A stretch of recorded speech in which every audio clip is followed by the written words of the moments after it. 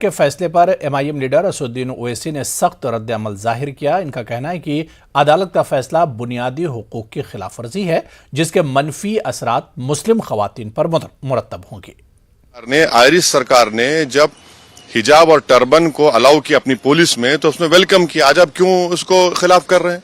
तो इसीलिए हर एतबार से ये संविधान के जो हमने आपसे कहा, right to culture, freedom of religion, freedom of expression, freedom of conscience और आर्टिकल 15 का ये वायलेशन होता है। और संविधान का प्रियम्बल जो है ना, प्रियम्बल बड़ा इंपॉर्टेंट है।